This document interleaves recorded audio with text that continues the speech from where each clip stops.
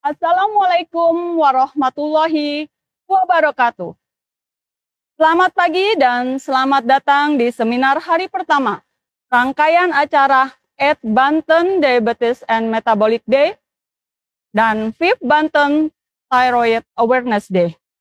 Acara ini dipersembahkan oleh Bethsaida Hospital dan Persadia Cabang Bethsaida bekerja sama dengan IDI dan Perkeni Cabang Banten dan juga tentunya mitra kerja kita, Sanbe, Merek, MSD, Kalbe, Ebet, Aventis, Servier, Daria Varia, Interbat, Veron, Metiska, Novo, Natural, High Life, dan juga LAPI. Acara seminar ini menghadirkan 14 narasumber yang kompeten di bidangnya dengan 23 topik. Di antaranya Profesor Dr. Sidartawan Sugondo, SPPD KMD Finasim Pace, yang akan memberikan plenary lecture di hari kedua, yaitu besok, Minggu 25 Oktober 2020, yang akan dimoderatori oleh Dr. Rosis Mandoko, SPPD KMD Finasim Pace. Pembicara kedua, Dr. Haji Latif Coibar Caropeboka, KMD SPPD KMD Finasim, selaku Ketua Perkeni Cabang Banten yang menjabat saat ini. Yang ketiga, Dr. Mutalib Abdullah, SPPD KGH Finasim. Yang keempat, Dr. Rosis Mandoko, SPPD KMD Finasim Pace. Yang kelima, Dr. Raja Adir C. Siregar, SPJP Konsultan, PIHA, PIKA, FESC, FACC, FAPSIP, FSCAI. Pembicara keenam, Dr. Nanang Subianto, SPPD KMD Finasim Pace, MM. Pembicara ketujuh, Dr. Leni Puspitasari, SPPD KMD Finasim. Pembicara ke-8, Dr. Wardana, SPPD KMD Finasim. Yang selanjutnya, Dr. Indra Wijaya, SPPD KMD MKes Finasim. Dilanjutkan Dr. Hari Hendarto, SPPD PhD, SPPD KMD. Kemudian Dr. Rian Ranitya, SPPD KKV Finasim. Dr. Puspasari, spesialis saraf. Dr. Clement Dewanto, spesialis bedah. Dan ditutup dengan Dr. Wirya Ayu Graha, spesialis PTKV. World Diabetes Day tahun ini yang diperingati pada tanggal 14 November 2020 mengangkat topik tentang diabetes dan hak asasi manusia, diabetes dan gaya hidup, diabetes dan obesitas, diabetes pada kelompok yang kurang beruntung dan rentan, dan diabetes pada anak-anak dan remaja. Diabetes tipe 2 sebagian besar merupakan penyakit tidak menular yang dapat dicegah dan diobati. Namun, sayangnya, jumlahnya meningkat pesat di seluruh dunia setiap tahunnya. Diabetes tipe 1 tidak dapat dicegah, tetapi dapat dikelola dengan suntikan insulin. Pada seminar kali ini juga secara lengkap dan menyeluruh akan dibahas tuntas tentang diabetes dan kaitannya dengan penyerta. Baiklah, sebelum kita masuk ke rangkaian Simpo pertama hari ini, saya akan membacakan susunan acara seminar 2 hari ke depan.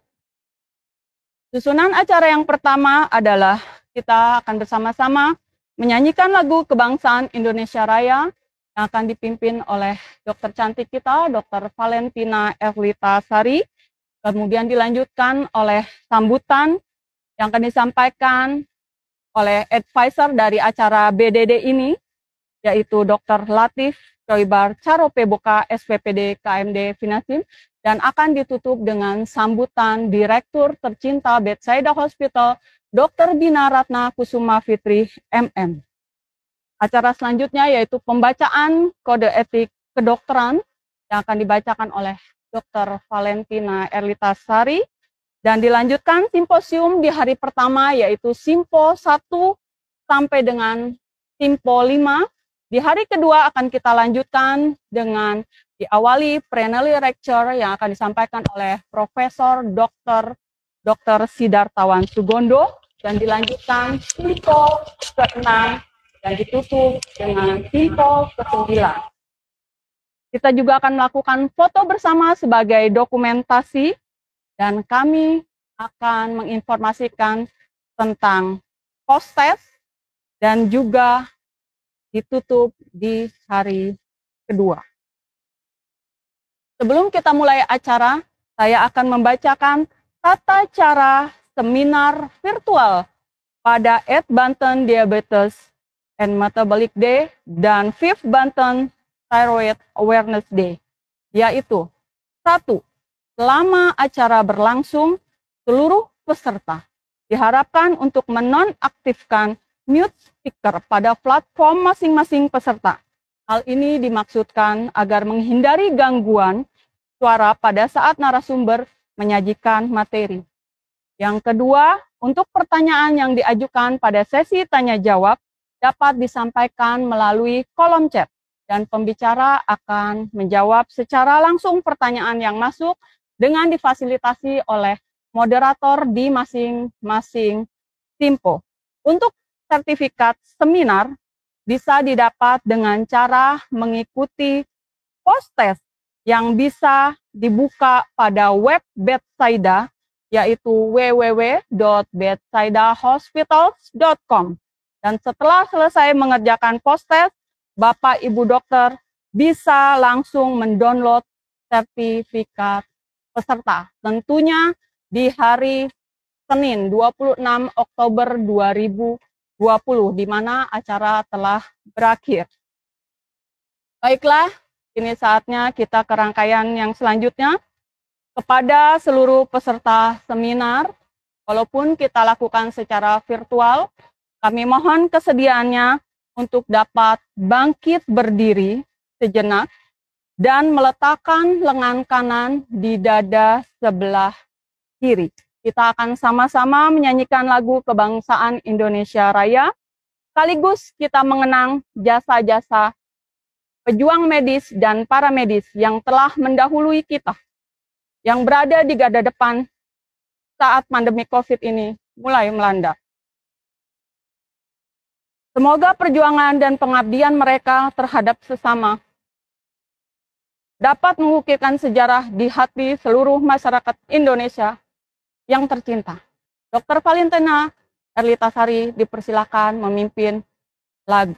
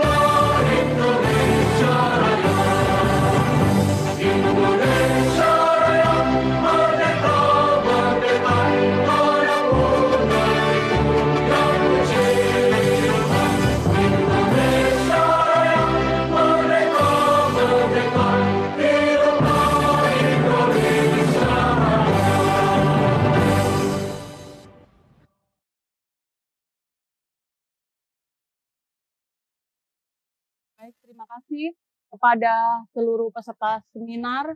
Dipersilahkan untuk duduk kembali dan mengikuti acara yang akan kita lanjutkan. Acara telah kita mulai dengan pembukaan dan juga perkenalan seputar acara BDD tahun ini, maka kini saatnya kita melanjutkan susunan acara berikutnya, yaitu sambutan yang akan disampaikan oleh Dr. Haji Latif Choibar Charo PBK, SPPD KMD Finasim, selaku advisor di acara BDD ini, dan juga Ketua Perkeni Cabang Banten yang menjabat saat ini. Kepada Dr. Haji Latif Choibar Charo PBK, dipersilahkan. Assalamualaikum warahmatullahi wabarakatuh. Bismillahirrahmanirrahim. Pertama-tama, marilah kita panjatkan puji syukur pada Allah Subhanahu wa taala bahwa kita sama-sama pagi ini bisa berkumpul walaupun dalam bentuk virtual seminar. Hari ini kita melaksanakan suatu kegiatan Diabetes Metabolic Days yang ke-8 dan Thyroid Awareness yang ke-5. Inilah sebentuk partisipasi dari perkumpulan diabetes yang ada di Provinsi Banten. Dan tahun ini kita juga sudah mempunyai suatu organisasi lagi, yaitu Perkeni Cabang Banten yang sudah disahkan. Dan insya Allah pada tahun depan kita akan menambah kegiatan-kegiatan ini, artinya Perkeni akan ikut serta di dalam kegiatan tersebut.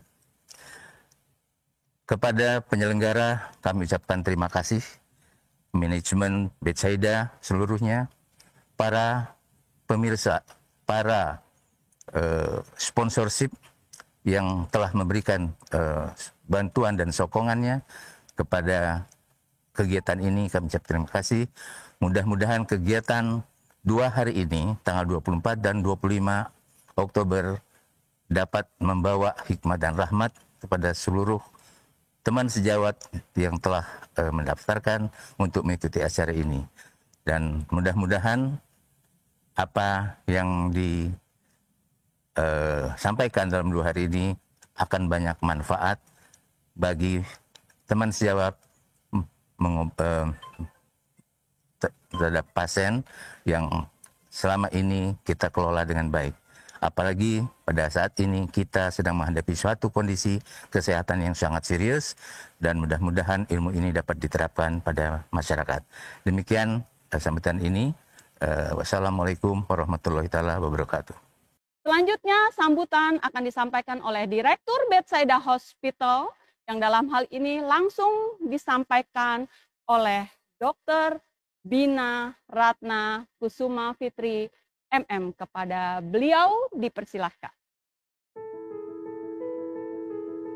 Assalamualaikum warahmatullahi wabarakatuh. Selamat pagi dan salam sejahtera untuk kita semua. Segala puji bagi Tuhan Yang Maha Esa yang telah memberikan nikmat dan kesehatan kepada kita semua, sehingga kita dapat berkumpul bersama di sini kali ini dengan media virtual. Sebelumnya saya ingin mengucapkan banyak terima kasih kepada yang terhormat Dr. Haji Latif Choibar, SPPD KEMD Finasim, selaku penasehat dalam kegiatan ini.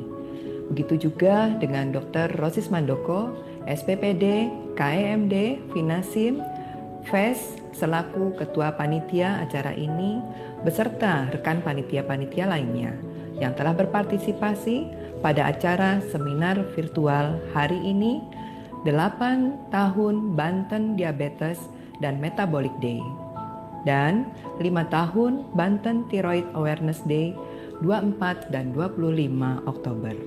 Walaupun saat ini terjadi pandemi COVID-19, namun semangat panitia, khususnya Dr. Rosis Mandoko, tetap bersemangat dan berupaya agar seminar ini tetap dapat terlaksana dengan sebaik-baiknya, karena beliau paham bahwa ini adalah satu hal yang penting untuk kita membagikan edukasi kepada sesama. Kita semua berharap dengan adanya seminar ini, kita dapat meningkatkan pengetahuan terhadap tata laksana diabetes mellitus. Maka diperlukan upaya untuk meningkatkan keterampilan tenaga kesehatan dan juga memberdayakan serta meningkatkan kesadaran masyarakat akan bahaya diabetes. Kesadaran akan penyakit tiroid dalam masyarakat sekarang juga meningkat. Untuk itu, kita butuh memberikan awareness peningkatan kewaspadaan dan juga pengetahuan untuk hal-hal mengenai apa yang harus diwaspadai terhadap penyakit tiroid ini. Dengan semakin mengeratkan hubungan kita, khususnya rekan sejawat, sebagai lini pertama dalam layanan kesehatan dan pantang menyerah walaupun pandemi COVID masih berlangsung saat ini. Ucapan terima kasih yang luar biasa juga saya sampaikan kepada rekan-rekan sejawat yang telah meluangkan waktu untuk bisa menjadi pembicara dalam acara ini. Dan dalam rangka menyambut virtual seminar 8 tahun Banten Diabetes dan Metabolic Day dan 5 tahun Banten Thyroid Awareness Day, kami, Bethsaida Hospital, berharap seminar ini dapat memberi manfaat bagi kita semua. Terima kasih. Assalamualaikum warahmatullahi wabarakatuh.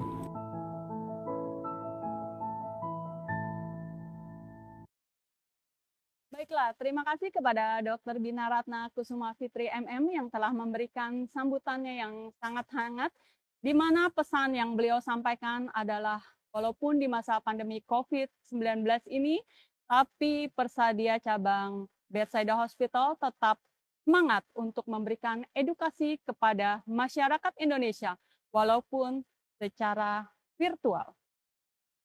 Baiklah, mengingat acara ini merupakan seminar medis, yang keseluruhannya peserta adalah dokter. Maka dengan ini perkenankan kami untuk membacakan kode etik kedokteran yang dalam hal ini akan disampaikan oleh Dr. Agnes Josephine. Setelah pembacaan kode etik kedokteran, Dr. Agnes Josephine akan langsung memimpin sidang seminar pada Simposia 1. Tanpa berlama-lama lagi, langsung saja saya panggilkan Dr. Agnes Josephine, sekaligus saya serahkan acara sidang seminar Simpo 1 kepada beliau, kepada Dr. Agnes Josephine, dipersilahkan. Kode Etik Kedokteran Indonesia. Setiap dokter wajib menjunjung tinggi, menghayati, dan mengamalkan sumpah dan atau janji dokter. Orang dokter wajib selalu melakukan pengambilan keputusan profesional secara independen dan mempertahankan perilaku profesional dalam ukuran yang tertinggi. Dalam melakukan pekerjaan kedokterannya, seorang dokter tidak boleh dipengaruhi oleh sesuatu yang mengakibatkan hilangnya kebebasan dan kemandirian profesi. Orang dokter wajib menghindarkan diri dari perbuatan yang bersifat memuji diri.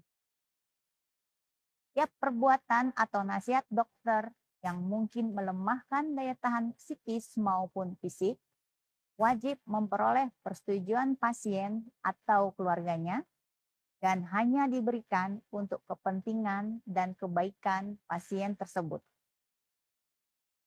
Setiap dokter wajib senantiasa berhati-hati dalam mengumumkan atau menerapkan setiap penemuan teknik atau pengobatan baru yang belum diuji kebenarannya dan terhadap hal-hal yang dapat menimbulkan keresahan masyarakat.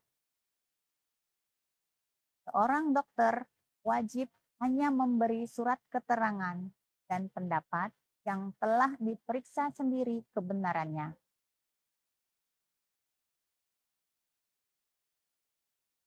Seorang dokter wajib dalam setiap praktek medis memberikan pelayanan secara kompeten dengan kebebasan teknis dan moral sepenuhnya, sertai rasa kasih sayang, compassion, dan penghormatan atas martabat manusia. Seorang dokter wajib bersikap jujur dalam berhubungan dengan pasien dan sejawatnya, dan berupaya untuk mengingatkan sejawatnya pada saat menangani pasien dan ketahui memiliki kekurangan dalam karakter atau kompetensi atau yang melakukan penipuan atau penggelapan. Seorang dokter wajib menghormati hak-hak pasien, teman sejawatnya, dan tenaga kesehatan lainnya, serta wajib menjaga kepercayaan pasien. Setiap dokter wajib senantiasa mengingat kewajiban dirinya lindungi hidup makhluk insani. Dalam melakukan pekerjaannya, orang dokter wajib memperhatikan keseluruhan aspek pelayanan kesehatan, baik itu promotif, preventif, kuratif, dan rehabilitatif, baik fisik maupun psikososial kultural pasiennya, serta berusaha menjadi pendidik dan pengabdi sejati masyarakat. Setiap dokter dalam bekerja sama dengan para pejabat lintas sektoral di bidang kesehatan, bidang lainnya, dan masyarakat, wajib saling menghormati. Demikian Kode Etik Kedokteran Indonesia.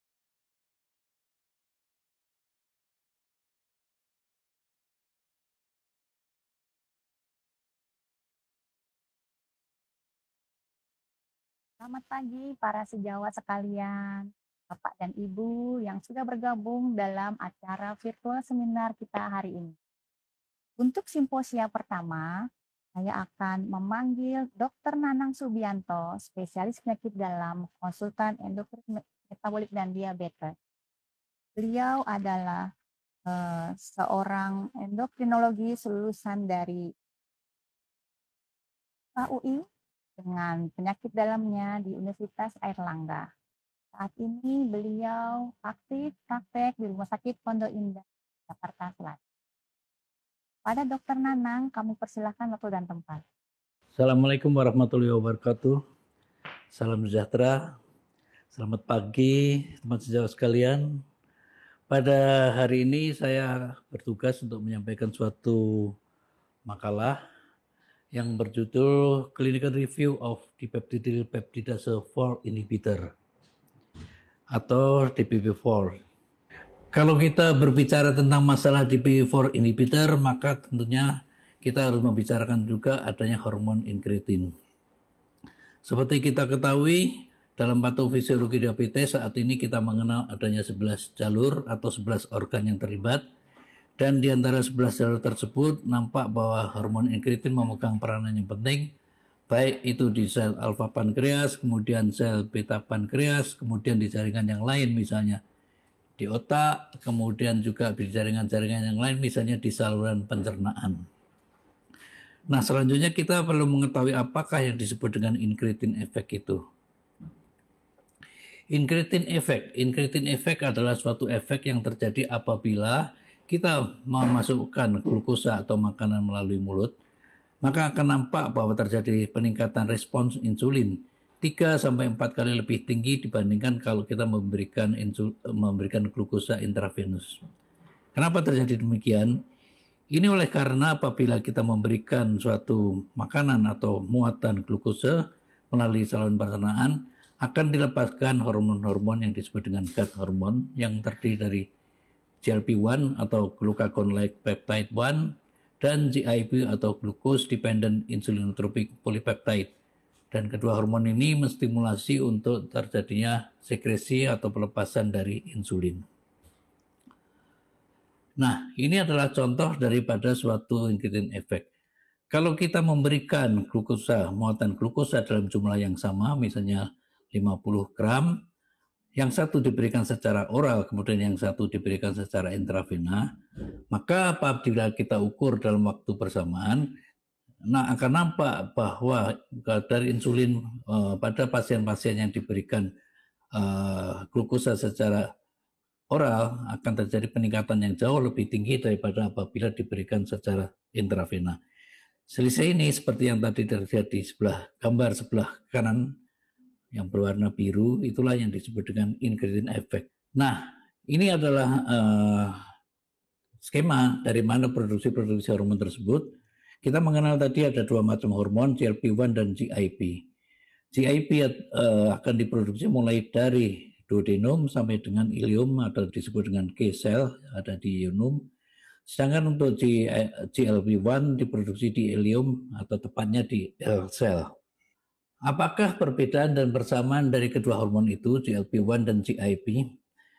Yang pertama yang jelas adalah tempat produksinya. GLP-1 diproduksi di L-cell, di usus, sedangkan GIP diproduksi di K-cell.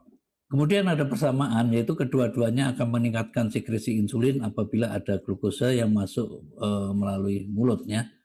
Akan tetapi pada GIP-1 sekresi dari insulin itu atau insulinotropic activity-nya adalah sangat kurang.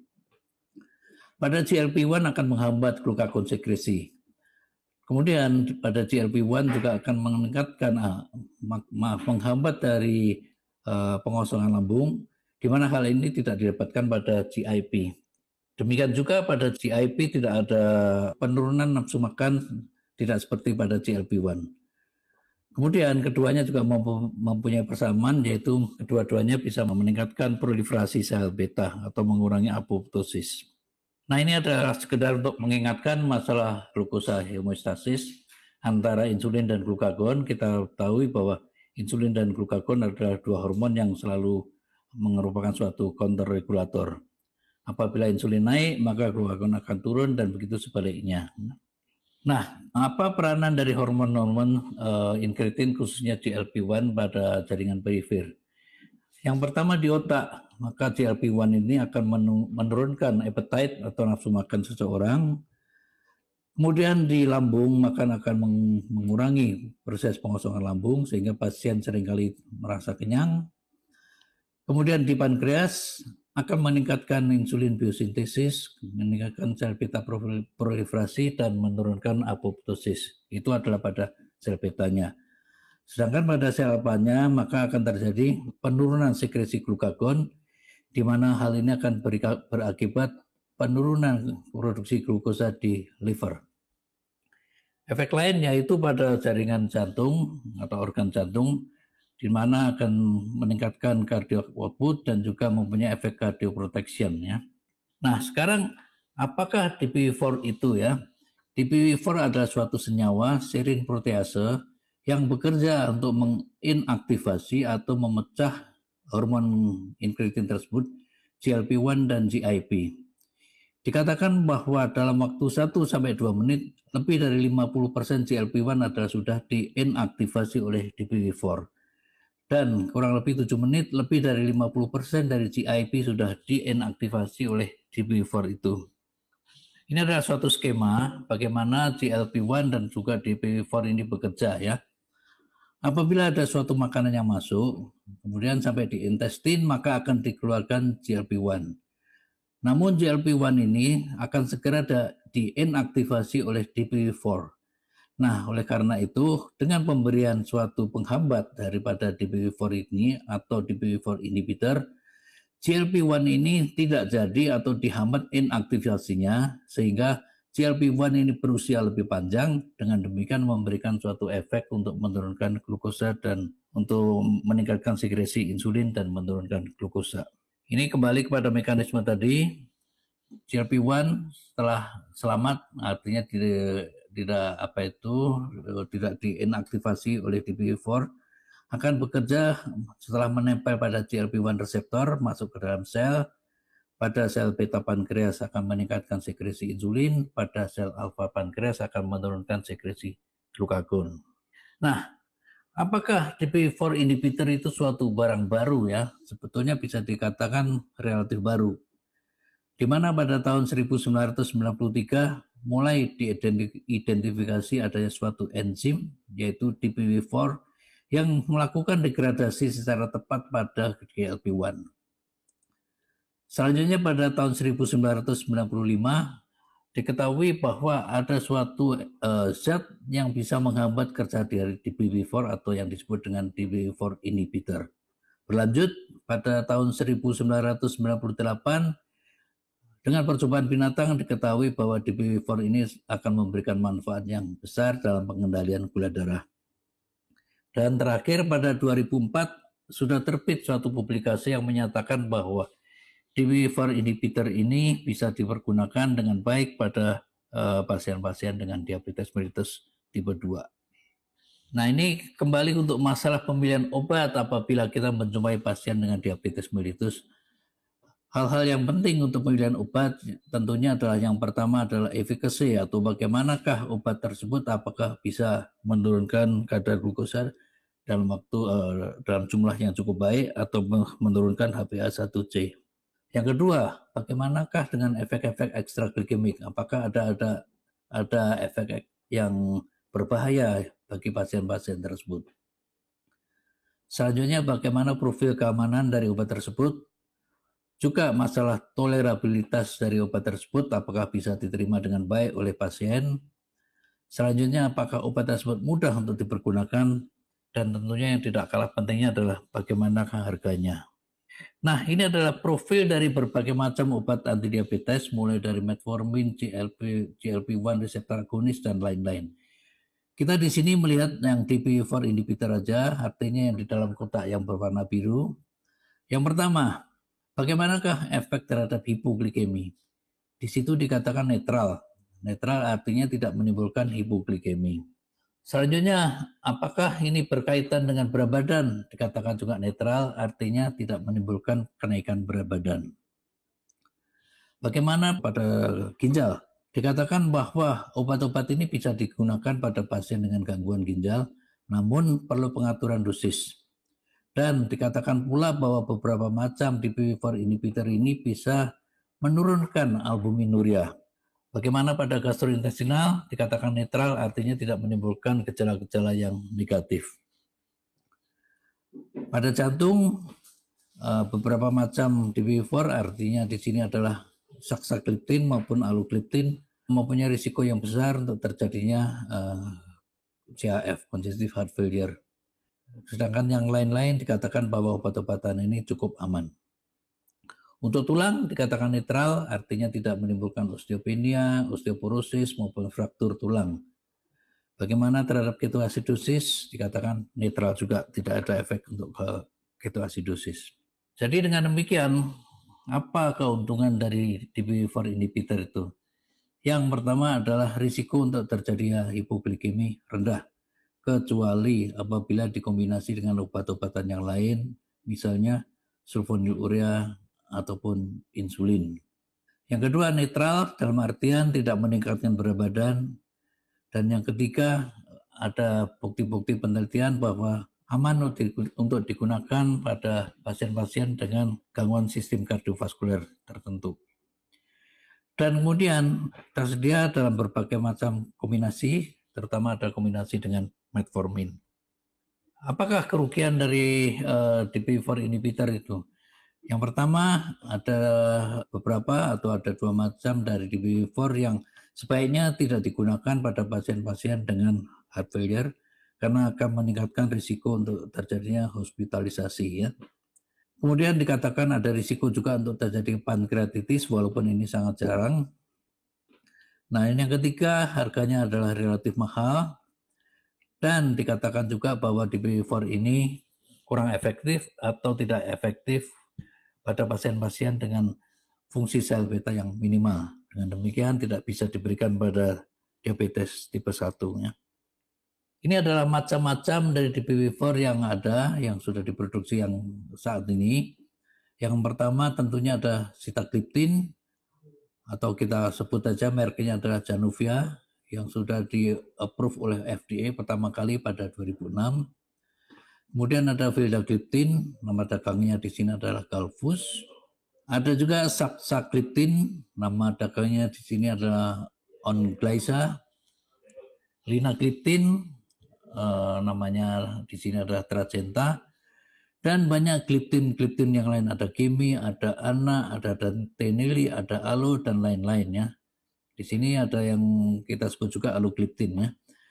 Nah, di Indonesia kita hanya familiar dengan 4 macam gliptin yang pertama itu, empat di atas itu yaitu sitagliptin, vildagliptin, saxagliptin maupun linagliptin. Yang pertama adalah sitagliptin.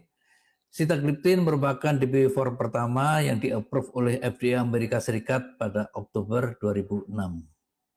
Dan juga sitagliptin adalah merupakan DPI-4 pertama yang berada di pasaran. Bagaimana tentang ekskresinya? Ekskresi sitagliptin 87% adalah melalui renal system, sedangkan sisanya adalah melalui GI tract. Sitagliptin absorpsinya tidak tergantung oleh adanya makanan, dengan demikian bisa diberikan pada saat mau makan, pada saat makan, maupun pada saat setelah kita makan. Ya. Dari penelitian-penelitian didapatkan bahwa sitagliptin ini akan menurunkan HbA1c sebanyak kurang lebih 0,7, dan dikatakan bahwa sitagliptin ini juga bisa digunakan pada pasien-pasien dengan gagal ginjal. Dosis yang direkomendasi adalah 100 mg diberikan 1 kali sehari. Tetapi apabila pada pasien-pasien dengan gagal ginjal, apabila CCT 30-50, dosisnya dikurangi menjadi 50 mg per hari. Dan apabila CCT dikurang dari 30, maka diberikan 25 mg per hari. Tetapi untuk pasien-pasien dengan hepatic impairment, tidak dianjurkan untuk diberikan pada pasien dengan child C ya. Nah, sitagliptin ini bisa diberikan sebagai terapi inisial pada pasien diabetes. Kita tahu bahwa algoritma selalu mengatakan bahwa pengobatan diabetes itu dimulai dengan gaya hidup sehat dan metformin. Tetapi dalam kondisi-kondisi tertentu di mana kita tidak bisa memberikan metformin, maka Anda juga bisa memberikan sebagai terapi inisial ini adalah sitagliptin. Di samping itu, sitagliptin itu bisa dikombinasi dengan berbagai macam obat-obat diabetes yang lain, baik itu metformin, thiazolidinedion, sulfonylurea maupun insulin, ataupun kombinasi dari sulfonylurea plus metformin, thiazolidinedion plus metformin, insulin dan plus metformin. Yang kedua adalah saxagliptin. Saxagliptin 75% diekskresi melalui ginjal dan sisanya adalah melalui biliary tract atau gastrointestinal tract. Dalam satu penelitian yang kita sebut penelitian SAFOR, didapatkan bahwa tidak ada perbedaan yang bermakna dalam hal penurunan mikroalbuminuria pada pasien-pasien yang diberikan saxagliptin.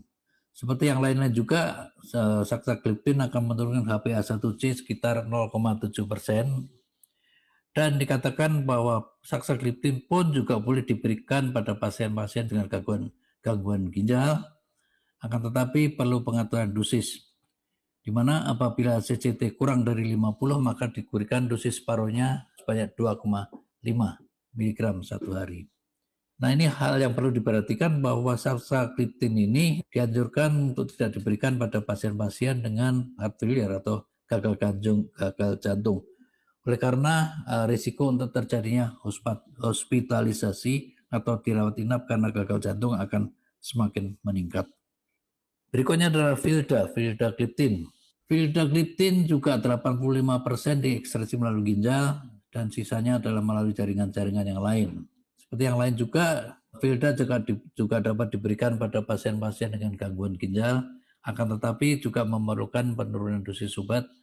Apabila kurang dari 50 ml GFR-nya, maka kita memberikan vildagliptin separuh dosis yaitu 50 mg sehari ya.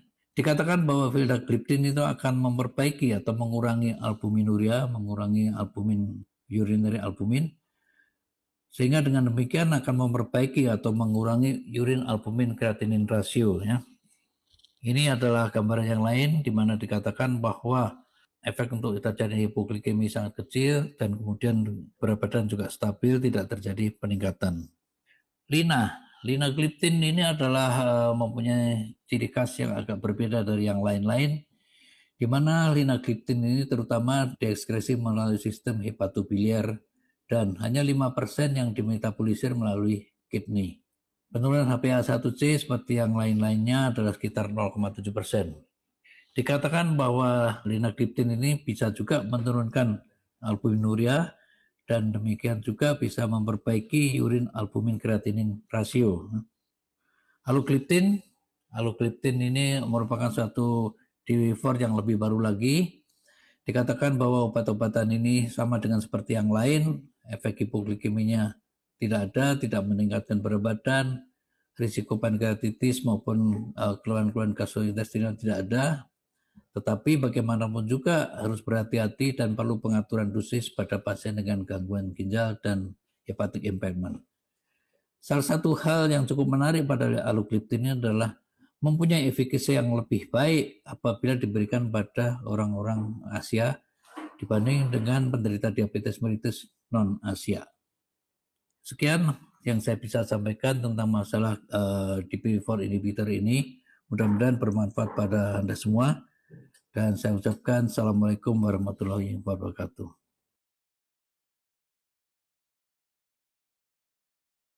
Terima kasih banyak Dr. Nanang untuk presentasinya yang sangat luar biasa tentang clinical review of DPP-4 inhibitor. Selanjutnya kita panggilkan Dr. Rosis Mandoko. Dr. Rosis akan membawakan practical aspect of DPP-4 inhibitor treatment. Dr. Rosis adalah konsultan endokrin metabolik dan diabetes dari FKUI. Kemudian Dr. Rosis juga sudah sangat terkenal ya dok, aktif dalam berbagai macam organisasi. Dr. Rosis sudah tepat.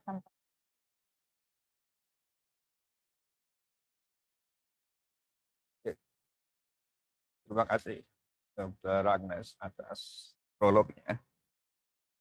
Teman sahabat sekalian, hari ini saya akan bicara mengenai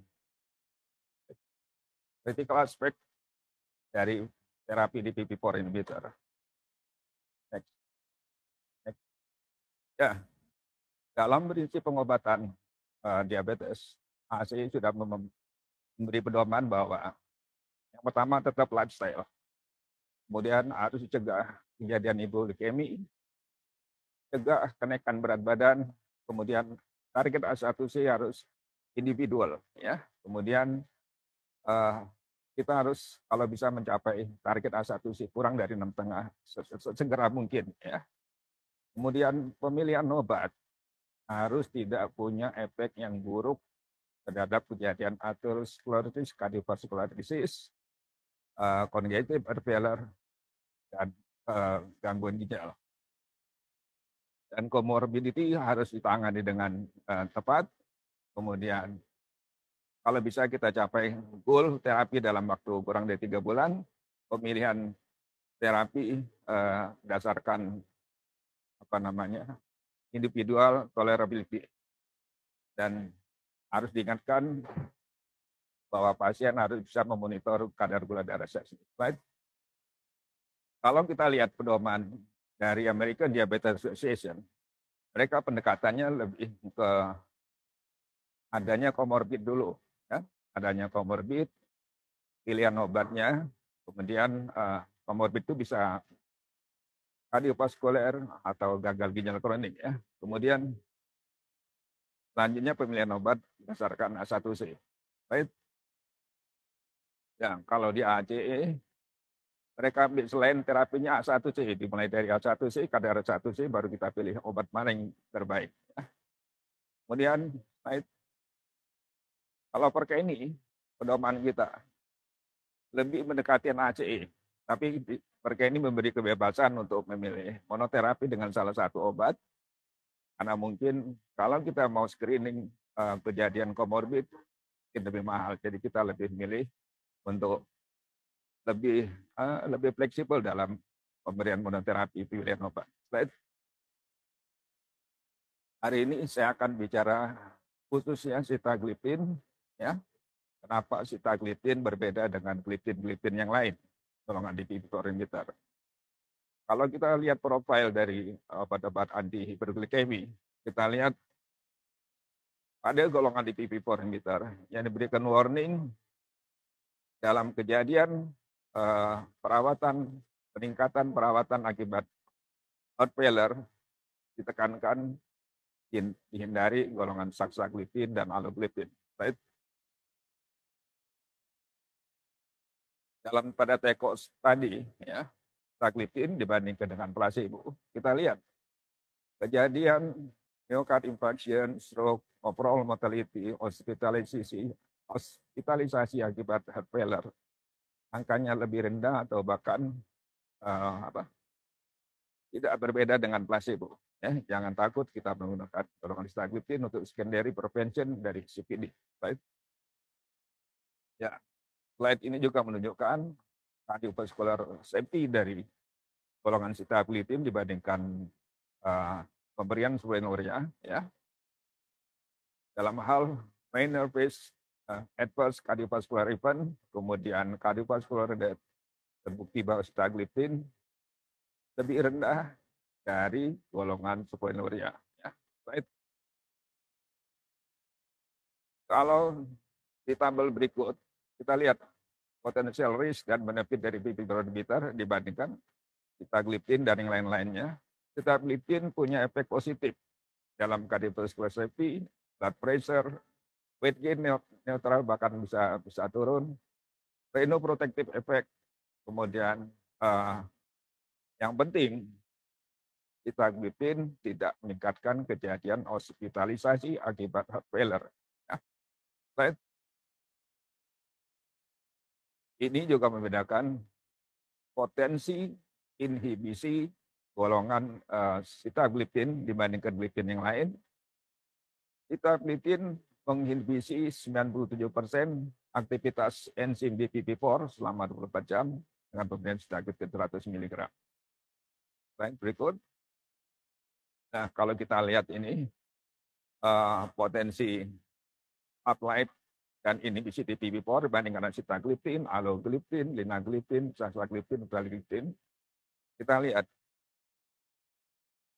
sampai pada hari ke-10 kemampuannya dalam menginhibisi itu masih tinggi, masih di atas 80% dibandingkan misalnya golongan sitagliptin pada hari-hari pertama aja sudah mulai turun. Right? Kemungkinan penurunan efikasi dari sitagliptin dibandingkan gliptin yang lain, kita lihat dalam hal ini penurunan A1C sitagliptin mencapai 0,75 ya dibandingkan yang lain, golongan yang lain, gliptin yang lain. Pada slide berikut, ya ini penelitian ini menunjukkan pada CEPOR TMI 53 trial menunjukkan saxagliptin, alogliptin mungkin meningkatkan risiko heart failure. Ya. Slide berikut. Ya, sekarang saya akan memberikan beberapa skenario dalam pengobatan diabetes tipe 2 dengan berbagai kondisi yang melatar belakangi. Skenario pertama, balik lagi slide, sorry. Kembali. Skenario pertama, ini ada pasien 70 tahun, dapat terapi sulfonylurea dengan metformin, nilai A1C 7,2. Kemudian pasien ini sering kejadian hipoglikemi, pre-breakfast, gula darah sebelum makan stabil 8, dan 1C bagus 6,4. Right? Jadi pada kasus ini yang sering terjadi ada hipoglikemi pada orang tua. Ya. Kalau kita lihat prediktor dari cardiovascular death, ternyata bukan A1C, bukan nilai HDL, bukan age, usia, bukan prevent. Tapi kita lihat hipoglikemi, ya. Hipoglikemi mempunyai andil dalam prediktor cardiovascular death. Slide berikutnya. Ya, ini risiko myocard infarct yang berhubungan dengan episode hipoglikemi. Kalau hipoglikemi terjadi 2 minggu sebelumnya, ya, kemungkinan infarktnya sampai 65%, cara bacanya begitu. Kemudian kalau 5,5 bulan kejadian hipoglikemi, risiko infarktnya 20%. Right? Ya. Jadi dalam beberapa penelitian pada ACOT study PEDT ada hubungan yang jelas antara kejadian hipoglikemi yang berat dan cardiovascular event. Hipoglikemi harus kita waspadai dalam keadaan pasien yang obes atau pasien dengan DM yang sudah langsung lama.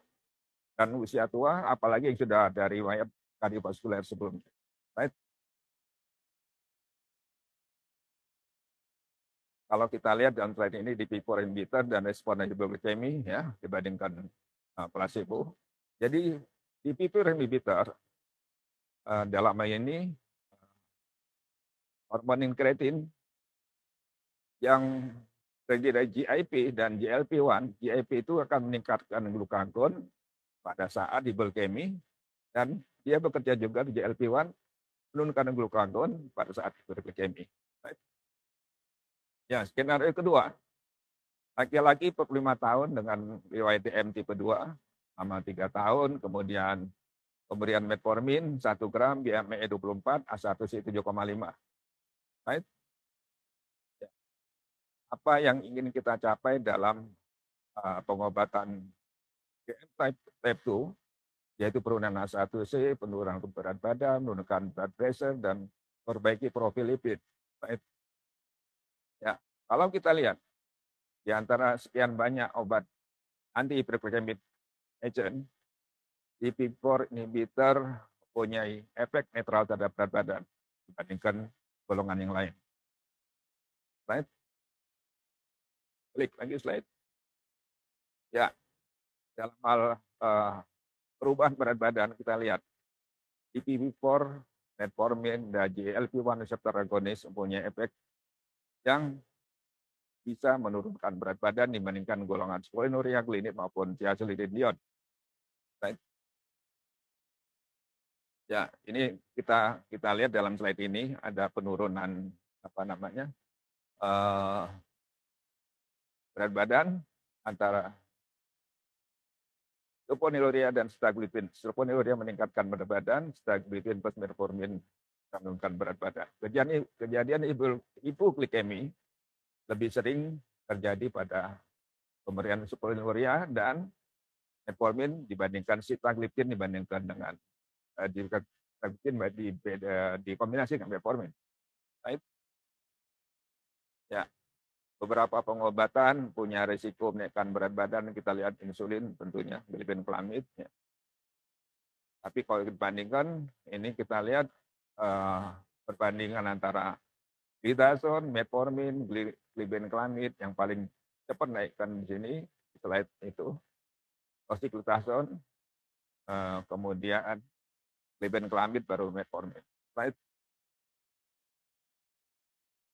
Nah, mengenai BMI, ya, dibandingkan dengan placebo, pemberian DPP4 berhubungan dengan signifikan penurunan yang signifikan dalam A1C. Ya. Baik itu pada pasien yang berat badan normal, overweight, maupun obes. Ya, tidak terpengaruh dengan BMI. Nah, skenario ketiga, pasien 65 tahun dengan kejadian gagal ginjal kronis, GFR 40, A1C 7,8, diberikan metformin 500 mg dan SGLT2 inhibitor. Slide. Ya, jadi oke. Gimana posisi sitagliptin pada keadaan gagal ginjal? Ya, sitagliptin masih bisa diberikan bahkan pada end-stage renal disease dengan 1/4 dos dibandingkan gliptin yang lain. Right? Kemudian gliptin dalam hal ini sitagliptin masih punya manfaat ya dalam berbagai state dari gagal ginjal. Right? Nah, ini slide ini menunjukkan berbagai dosis dari sitagliptin dalam keadaan pemberian pada gagal ginjal. Ya. Slide. Pada TECOS tadi, ya, sitagliptin tetap mempertahankan GFR dalam 4 tahun. GFR tidak berubah, ya. Slide. Sitagliptin tetap bisa diberikan pada pasien dialisis dan end-stage renal disease. Slide. Skenario keempat, pasien usia tua. Slide. Di mana tingkat safety dari pasien dengan pasien usia tua kita lihat pada slide berikut. Ya. Ada golongan ini Slide ini menunjukkan pada golongan usia kurang 65, 75, 75, 75, sitagliptin tetap menunjukkan penurunan A1C yang cukup safe. Kemudian slide berikut, kita lihat pengaruh usia pada pemberian sitagliptin, ya, ditambah dengan slide berikutnya, penurunan A1C-nya tetap stabil. Slide. Ya, sitagliptin bisa menurunkan HOMA B, ya, pada keadaan pengaruhnya pada distribusi sel beta. Jadi memperbaiki distribusi sel beta. Right. Ini beberapa keadaan bandingan di DPP-4 inhibitor dengan yang lain. Slide. Lagi. Keadaan DPP-4 inhibitor dalam hal ini sitagliptin dapat memperbaiki keadaan sarkopenia, ya, pada orang tua. Slide berikut. DPP-4 inhibitor dalam hal ini dibandingkan dengan guanuria bisa memperbaiki berbagai parameter sarkopenia. Right. DPP-4 inhibitor dapat memperbaiki fungsi kognitif. Dalam hal ini sitagliptin dibandingkan metformin, ya, fungsi kognitif pada orang tua bisa membaik. Right. Skenario terakhir pasien dengan BMI 23, pemberian SU dan metformin plus basal insulin, riwayat hipo. Kita lihat slide. Di mana kombinasi terapi, ini berbagai macam obat-obatan anti-hiperglikemik. Slide. Nah, kalau kita lihat summary dari obat-obat penurun gula darah, mana kalau kita pilih kayaknya DPP-4 inhibitor bekerja menurunkan gula darah basal dan prandial. Slide. Ya, klik lagi slide. Ya, ini kerjanya dalam defisiensi insulin, resistensi insulin, dan menurunkan hepatic glucose output dari berbagai macam obat oral antidiabetes. Slide. Sitagliptin jika dikombinasikan metformin punya efikasi yang lebih baik daripada guanuria dan metformin. Right. Ya. Dalam hal reaksi GI tract, sitagliptin dengan metformin efeknya lebih baik, efek samping GI tract lebih rendah pada golongan sitagliptin. Right. Ya, ini untuk pencapaian A1C dibandingkan antara sitagliptin dan metformin.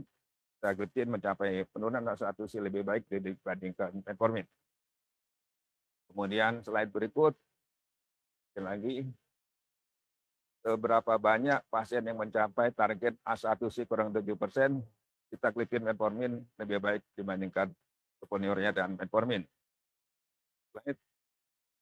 Ya, sebagai kesimpulan, kalau kita lihat dari berbagai penelitian, sitagliptin punya keunggulan dibandingkan gliptin yang lain dalam hal insiden yang rendah dari hipoglikemi, risiko rendah dalam peningkatan berat badan, punya keamanan kardiovaskuler yang sudah terbukti, dia juga menurunkan tekanan darah, tidak ada risiko perawatan akibat heart failure, dan yang menarik juga pemberian sitagliptin pada pasien dengan kondisi normal weight, obese maupun overweight tidak ada beda. Responnya semuanya bagus. Sitagliptin juga punya renoprotective effect. Kemudian pada orang tua, sitagliptin memperbaiki fungsi kognitif. Sitagliptin jika dikombinasikan metformin punya efikasi yang lebih baik dibandingkan guanuria dan metformin. Dan sitagliptin metformin merupakan kombinasi terbaik. Saya kira itu yang saya sampaikan pada hari ini. Terima kasih. Assalamualaikum warahmatullahi wabarakatuh.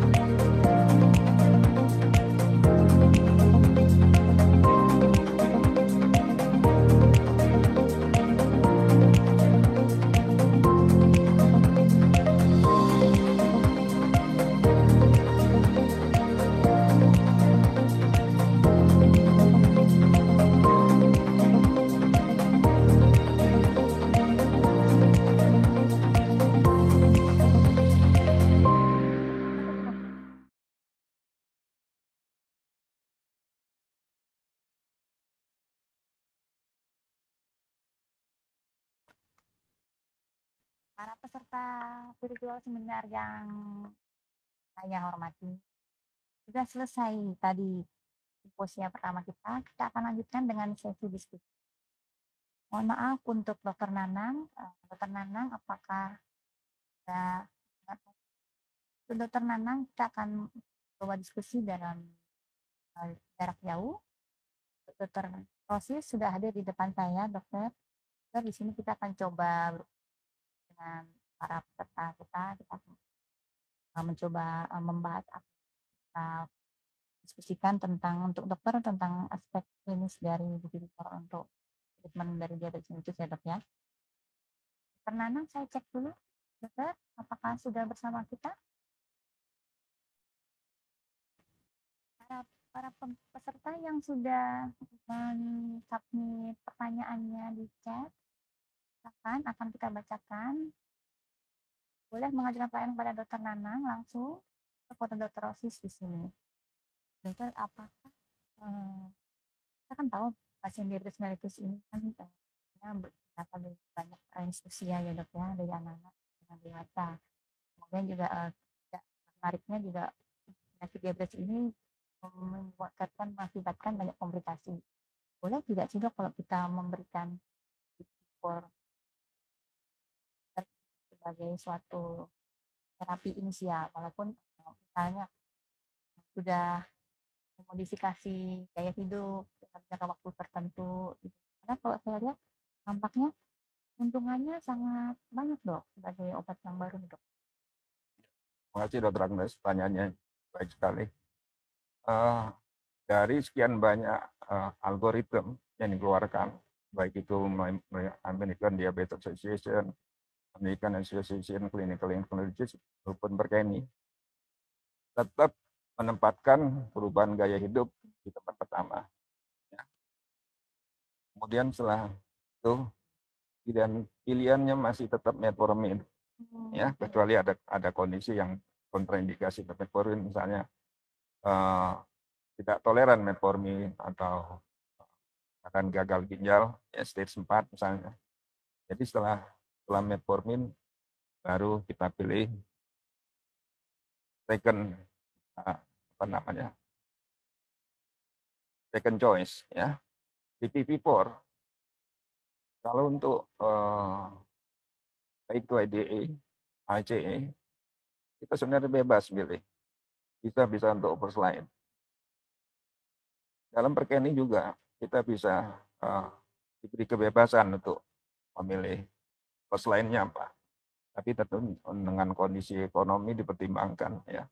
Tetap kita pilih obat yang bisa mudah didapat, kemudian murah juga, dan mempunyai histori safety yang cukup baik. Jadi kalau tidak ada masalah biaya, coverage insurannya bagus, aja mau pilih DP4, ya. Tapi kalau bisa, kalau negara-negara yang belum berkembang, kita masuk negara menengah, ya, tetap pilihannya kalau bisa metformin dulu. Setelah lifestyle metformin baru kita second choice-nya baru kita pilih yang lain. Jadi fleksibel sebenarnya, ya. Tapi kalau kita lihat keuntungan DPP4, kenapa enggak kita mulai dari awal? Baik, terima kasih banyak Dr. Rosis. Sudah ada pertanyaan yang masuk dari Dr. Jamila. Dr. Jamila ini menanyakan, apabila ditemukan pasien dengan gula darah yang tinggi, 400-500, pemberian obat apa ya, pemeriksaan apa yang harus dilakukan dan obat apa untuk menurunkan gulanya dengan cara intravena maksudnya ya dok ya. Dokter, ini ditujukan ke siapa ya dokter? Mohon maaf pertanyaannya. Rosis, apakah berkenan dok? Ini kelihatannya lebih ke praktisi klinisnya ini seperti apa nih dok? Laksana di lapangan. Ya, kalau kita lihat tanya Dr. Jamila, ya, pasien dengan gula darah tinggi 400-500, kita harus perhatikan komorbidnya apa dulu, ya. Apakah ada kondisi akut yang meningkatkan gula darah? Kalau kondisinya kronik, ya, kita masih ada waktu lah. Tapi kalau akut, harus kita lihat komorbid, kemudian kita periksa dalam keadaan ini apakah ada target organ damage yang sudah ada. Kalau 400 sampai 500 biasanya kita mulai dengan pemeriksaan fungsi ginjal, kemudian pemeriksaan keton darah ya. Kalau keadaan fungsi ginjal, keton darah baik, kita masih punya waktu. Tapi kalau itu jelek, kita harus segera turunkan ya. Bukan gulanya, tentunya kita harus mempertimbangkan juga kalau bisa kadar HbA1c ya, untuk melihat kondisi ini sebenarnya angkut atau enggak. Bisa gula darah 400 tapi HbA1c-nya 6, bisa aja. Mungkin keadaan akutnya dia ada stres fisik berat atau pemberian steroid misalnya karena infeksi mendadak misalnya COVID, TB paru, itu bisa enggak. Saya temukan beberapa kasus COVID, HbA1c-nya bagus, gula darah 400 ya. Jadi gangguan metabolik lain harus diperhatikan. Tentunya dalam keadaan ini penurunan gula darah yang tercepat untuk insulin, insulin ya. Baru setelah stabil keadaan metaboliknya kita bisa gunakan oral. Baik, dokter. Oke, kemudian kita lanjut ke pertanyaan berikutnya dari Dokter Tenrisana kepada Dokter Rosis ya dok. Dokter, jika HbA1c setahun yang lalu 10 sudah mendapatkan terapi glimepirid 3 mili dan metformin 750 3 kali 1, kemudian sekarang menjadi 6,7. Bagaimana, apakah terapi sebaiknya diteruskan atau bagaimana? Jadi seperti awalnya HbA1c setahun yang lalu 10 jadi 6,7 dengan terapi glimepirid 3 mili dan metformin 3 kali 1 gram. Ya. Cukup tinggi dok ya. Oke. Kalau saya lihat terapi ini kombinasi glimepirid dan metforminnya kayaknya kebanyakan ya. Ya. Kita biasanya itu kalau kita lihat 50 mg di kata 1 udah lebih 2000. Biasa maksimal kita total dos 2000. Oke, dok. Kalau tidak tercapai target, biasanya dengan setengah dosis maksimal aja nggak tercapai target, kita tambahkan obat kedua atau ganti dengan obat yang lain. Kalau sekarang A1C sudah 6,7, mungkin kita sederhanakan terapi ini ya. Kalau kembali lagi ada komorbid apa enggak? Tadi ada pilihan kan? Ya. Kalau ada komorbid kardiovaskuler misalnya ya, mungkin lebih baik kita pilih tadi yang obat baru saya bicarakan ya. Mungkin DPP-4 inhibitor dengan metformin yang extended release mungkin, jadi atau kombinasi DPP-4 inhibitor dengan metformin yang dalam satu kemasan mungkin akan lebih mudah diterima untuk pasien ini ya. Baik. Lempar Dokter Nanang.